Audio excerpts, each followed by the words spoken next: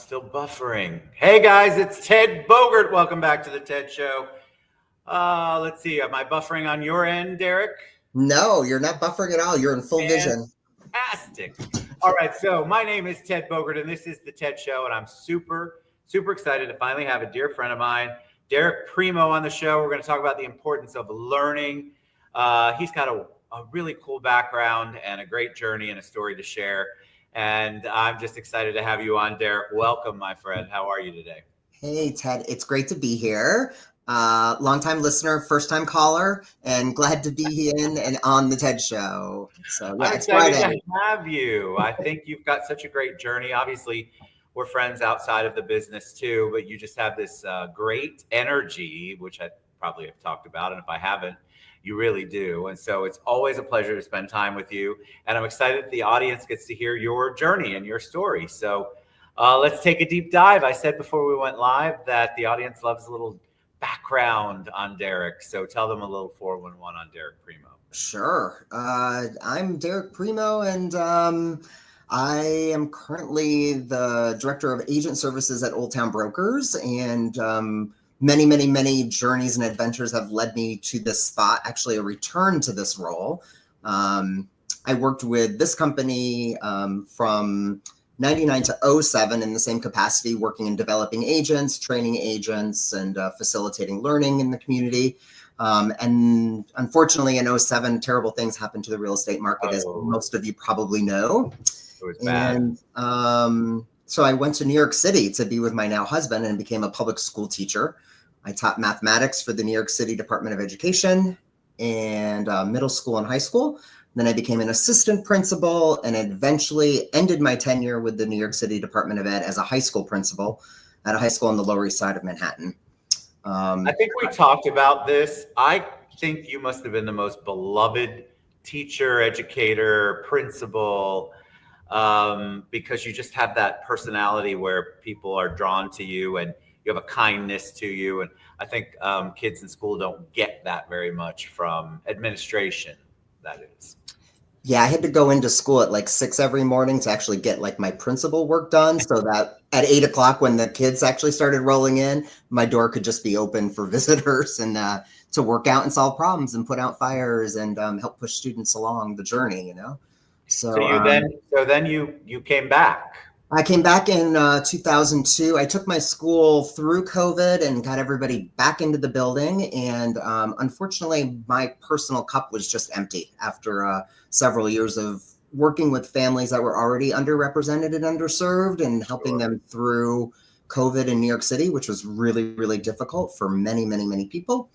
And I just couldn't continue on in education anymore. I just didn't have the bandwidth to do that. And so luckily, my friend Maria, who is the general manager here at Old Town, she was going through a brand relaunch for our brokerage and said I could really use some leadership and some guidance with this work. And we really appreciate your leadership and would love to have you come back. And so that was the universe telling me it's time to move back to Orlando to reconnect with all of my friends and colleagues and to start a new journey for myself, bringing forward everything I had learned in my leadership journey in education, you know, bringing it back to the real estate market here in Central Florida.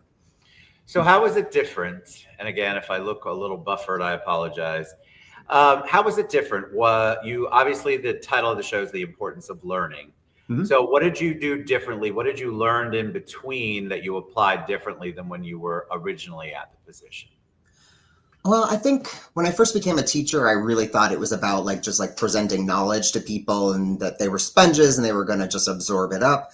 And my own development of learning about what it means to actually be an educator, it's like the focus isn't on the teaching, the focus is on the learning, which is it's a very recipient focused process. It's not a deliverer focused process. It's a recipient focus. So whatever you're delivering should be customized for who you're delivering it to. So I think that was probably one of the most important things I learned about learning, the process, the cognitive process of learning. And so I think coming back here to real estate, it's been really interesting because one, obviously I have much more strong leadership characteristics. Thank you, New York City Department of Education, because their training was really fantastic. Their leadership training, the Leadership Academy. Thank you. Shout out to you. And it's just being able to like instill learning and growth and like ideas around growth and acceptance of growth and like even acknowledging that everybody has the capacity to grow and learn is kind of what I've been enjoying working with adults, because it is different than students in high school, because students in high school come thinking, okay, I'm working towards graduation, I'm going to college. They have like a learning stance.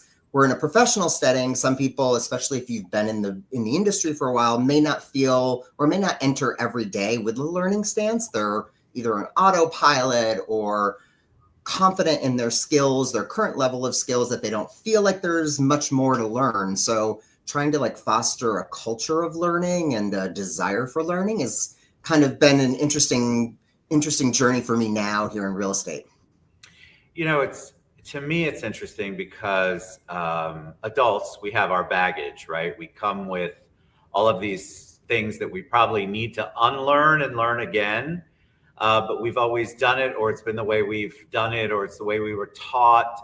And so I love when because I love that Old Town has a focus on that. I feel like a lot of real estate professionals are so caught up in how it was or what they did to make money or be successful in the past.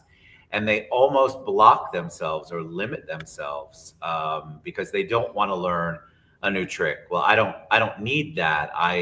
But you do need that. You need the coaching, you need the education because the market's completely different than it was even 5 years ago. Mm-hmm. In the technology that people have to engage with and like the behaviors of consumers in the real estate market is very different than when I used to sit in this role. Like we used to use three copy carbon contracts and things, right? Like that dates me a little bit, but you know, like everything, it moves so quickly with technology nowadays. The one thing that doesn't change is like the significance and the importance of like wanting to learn and like being open to learning. And so that's what we're trying to do, and always looking for other people to engage in learning with, because I have lots to learn still. But I think I have lots to share too with people for their own learning journey. I think I want to ask you, so there's so much education out there, right? Like I do a lot of education stuff, and then you have your stuff that's internal. Where do you feel like the biggest need is from an education standpoint? What's the thing that the real estate community could really use, maybe that they're not tapping into, and something that they need to either learn or maybe they need to relearn because they haven't done it in a long time? I think like for me personally speaking, so obviously like coming back to real estate after 15 years hiatus, I mean, I kept my license active and I did the 14 hours continuing education every 2 years. And I did all of the minimal requirements, but I wasn't working in the industry and I wasn't engaging with other people in the industry. I think what's been able to get me quickly up to speed on where everything is like engaging with other people. And I think sometimes real estate agents, number one, it's a very lonely job, right? Because you're your own person, you create your own brand, you're really running your own company. The brokerage's role is to support you, right? But basically you're running your own show. So it can get really lonely. And I think one of the things I always try to work on with my own team here at Old Town is, you know, how many other people outside of our community do you interact with in the professional world to like expand your experience, your perspective, your knowledge, your skills? There's a lot of different things that we can learn from other people. So like reaching out to other agents and other brokerages is a really important thing, which is why I always love coming to your sessions, because it brings people from all different parts of the city and different types of brokerages, different levels of experience, and everybody brings something to the table. So creating space for voice and exchange, I think, is probably one of the best ways to learn. Even just open discussions like we did at St. Lawrence Title a couple weeks ago, like that was like really, it's if you create like a space where people can exchange ideas and thoughts, and that's really meaningful. And that's valuable learning that sometimes people don't categorize as learning, but that's authentic learning. That's what it looks like. That's what it should look like. It's interesting because we do we do those things to create that safe space, to create that space where you're able to share and you don't feel. Most agents, most people in business, if you're an entrepreneur of any kind or own your business, you do feel alone, or you feel like I'm the only one going through X, Y, Z. And so the point of having those kinds of exchanges and the continuing education that we try to provide is to show them, A, that they're not alone, and to give solutions. Maybe they're not the solutions that'll fit for them, but at least for them to think outside of their own little solution block. Because we get into that, right? We've learned this and this is how it worked. And so we're going to stay in that teeny little block, even though it's not working anymore. It's the only way we know how. Right. And we're skeptical. We're intimidated by learning new things. We're afraid we're going to look bad or unprofessional, or why don't I know all about AI or whatever it is.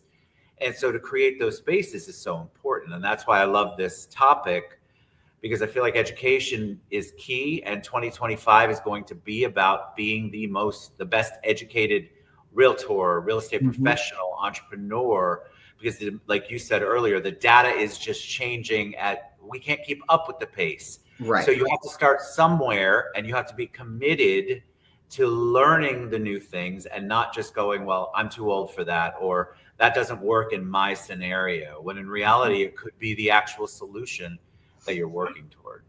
Yeah. And I always it makes me think back to a wise sage named Carol Dweck. I don't know if you've heard of her, but she did so much research and education with all age groups of young people around growth mindset and the importance of just believing that you are still a work in progress.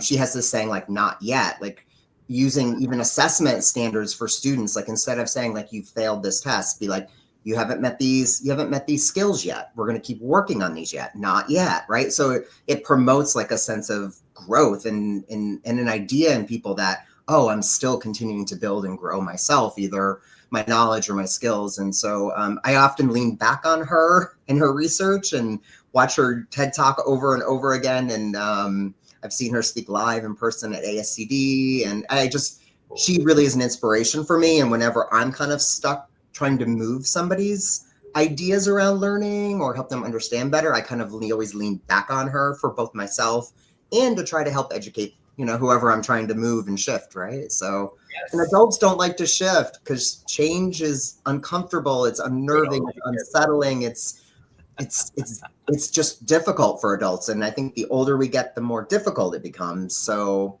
having a growth mindset always allows you to be like, oh, this change must be happening for a reason. Let me explore this. So I think that's also a really great place for people who want to learn more about learning and about their own growth. Go check out Carol Dweck, Growth Mindset. I will put that in the comments below for sure. As an educator and somebody who obviously has a passion for education, what do you want to learn this year? Is there one education goal that you have? Yes. Well, since the beginning of the year, I actually don't subscribe to the philosophy of doing resolutions. I always just pick a word that's important to me, and I try to work on that word. So in 2022, the word was grace. I'm very much like a bull in a china shop. I move quickly, and sometimes I'm not very graceful. And sometimes I don't give grace to people. I want things done rather quickly. And so I really spent the year just working on being more graceful myself and having grace for other people. And I try to create scenarios or adjectives and name it, when it's happening, I'm really frustrated right now, but I'm going to show grace. And so just work on that myself by naming it. So last year I chose the word faith, and I don't feel like I reached the goal that I wanted to. I wanted to have better faith in myself, better faith in others, and some sort of spiritual faith. And I didn't meet all three of those. So I've decided to stick with faith again this year. And I wrote down some very specific action steps for myself that I can learn about, that I can use to help guide me through my learning around what does faith mean to me, because I can't even give a definition right now. So hopefully by the end of this year, I'll be able to describe what my faith is. I just can't do that yet. So that's kind of what I'm working on personally this year. It's a tough one. Really, really cool, because I think a lot of people will choose a word. I chose a word. My word this year is clarity. And so I'm just focused on being more clear in my own processes, my own goals, my expectations, what I do for a living, how I do it, where I do it, who I do it with.